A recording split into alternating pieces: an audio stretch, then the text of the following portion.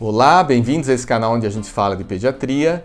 Hoje eu continuo respondendo perguntas dos pais e das mães e falo sobre o isolamento social em relação aos avós. Essa foi uma pergunta bastante difícil de responder. Essa é uma pergunta difícil de responder porque envolve um componente emocional um pouco acima do normal, que são os avós, né? Vieram perguntas assim de quais as medidas que deve se tomar para visitar os avós para que todos estejam seguros, né?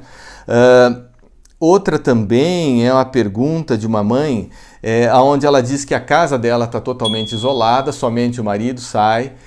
Na casa dos avós está todo mundo isolado, eles não estão saindo, estão recebendo a comida, e a dúvida é se seria possível visitá-los, levar a filha para visitar esses avós, né, já que ambas as famílias estão isoladas.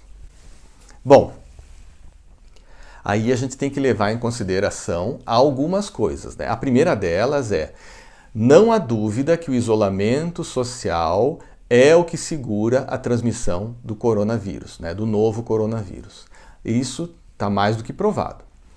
Segundo, está mais do que provado também que pessoas acima de 60 anos e pessoas acima de 60 anos com comorbidades, né, com doenças associadas, têm quadros mais graves e têm uma chance maior de vir a falecer por causa da coronavírus. Outra coisa de levar em conta é que a criança costuma ser um transmissor assintomático ou apresentar um quadro muito leve, que às vezes pode passar desapercebido.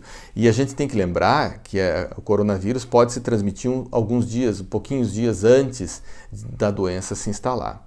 Então, está sendo muito difícil para os avós ficarem longe dos seus netos, né? E está sendo muito difícil para as crianças que têm avós ficarem longe dos seus avós, né? Os avós para as crianças são aquela folga dos pais, né?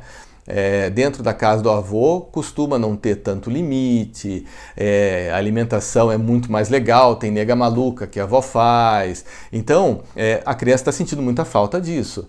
E os avós estão sentindo falta de abraçar e beijar seus netos.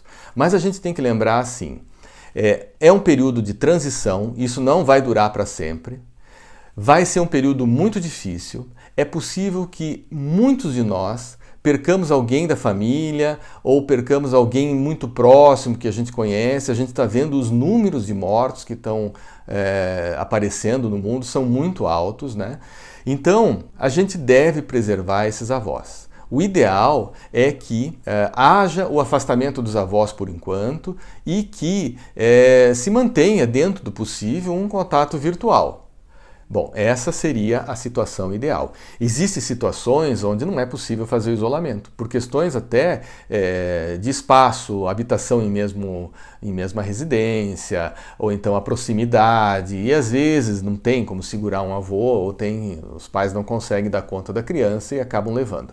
Nessa situação há que ter muito cuidado. Então, observar bem a criança se ela não apresenta nenhum sintoma e se ela não teve contato com alguém infectado nos últimos 14 dias. Lembra, há um período de incubação aí de 2 a 3 dias, eventualmente até 5, e há um período de transmissão em média de 7 a 8 dias, mas que pode chegar até 14. Então, se a pessoa teve contato com alguém doente, ela entra imediatamente em isolamento social. A criança também. Então, se essa criança não teve contato, não tem sintomas e for muito necessário levar para a casa dos avós, é importante que a criança vá de máscara, o tanto que for possível, faça a higiene das mãos, seja educada dentro da etiqueta respiratória, né, como tossir, como espirrar, e que, se for possível, a criança troque de roupa ao entrar na casa dos avós. Isso serve para os pais dessa criança também, né? Chegar na casa dos avós, tirar o sapato, trocar uma roupa ou levar uma roupa que não passou pela rua, para poder ficar mais à vontade, no sentido de não ter tanto risco de passar para esses avós, para que eles possam curtir esses netos por muito mais tempo. Ok? Espero poder ter ajudado e até o próximo vídeo. Até mais!